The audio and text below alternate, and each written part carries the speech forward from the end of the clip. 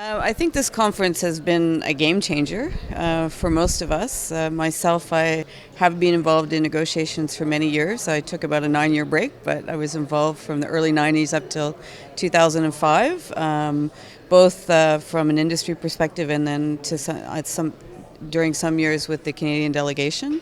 I find that this year most of the countries that we've talked to and their delegations are actually serious about reaching an agreement. I think that the French are very serious. I think the Canadians are very serious, and I think many other countries are as well. I think that the issue of climate change now has become a reality, and we can't continue to say no anymore, and I think most countries realize that, as does business. And I'm here representing the Canadian Chamber of Commerce, and I'm also here representing my company, Hatch, which is an engineering firm from Canada, but we're global, and in addition to providing engineering and consulting services, we develop technology.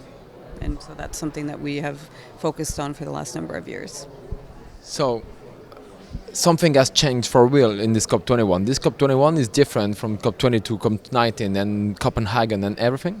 Yes, I mean, I fully believe that there's a momentum here towards change and towards a positive, reaching a positive agreement to move towards a future which is a low carbon economy and one that we can try to leave for our future generations so that they can have a world that addresses climate change.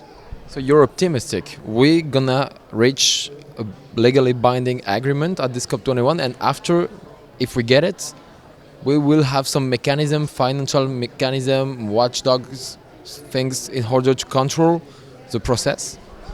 I hope so. I think that this COP will probably reach an agreement. I think most countries want a legally binding agreement because that's what we need. I think that the proof will be in what happens in the 90 days after COP when the countries go back, the delegates go back to their respective countries and look at how they will seek to implement the agreement. And then I think that getting to domestic, subnational and international programs that will actually help us to achieve the agreements that are made here at the COP will be of the utmost importance. So it'll be about the action as opposed to the actual agreement. Taking the agreement back and implementing it will be the real challenge, and hopefully that will. I'm optimistic that that will happen, but I think that will take time and it will be a transformational change. You said before that Canada is very serious about the fact that they want to develop a very sustainable economics and everything, but Canada is now exploiting one of the dirtiest energy in the world, which is called unconventional oils or sand oils. Do you think that Canada has to get rid of this immediately?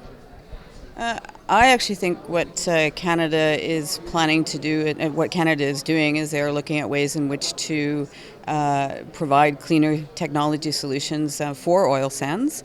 Hatch is actually working on one of those types of technologies called Ensolve, which is an oil extraction technology which uses no water. It's solvent-based and it produces 1/7 of the greenhouse gas emissions when compared to those of traditional steam-assisted gravity drainage technologies. So I think what Canada is looking at doing is we will transform over time. We as do many countries, we need to green the resources that we have, and that's something that Canada will do. Yeah, because Canada and overdeveloped country need to be example for developing country, don't they? Sorry, they need to be what? An example. Yes, sorry, yes, they do. But I think also, too, we need to, developing countries can also, it's an age-old argument, but developing countries can also leapfrog in technologies. And developing countries themselves are now even thinking, and some are actually taking on commitments. And so we can be an example, as can most of the developed world, but also some of the countries in the developing world are now starting to be examples as well. So we all need to do this together, business, industry, and all countries together. Thank you very much.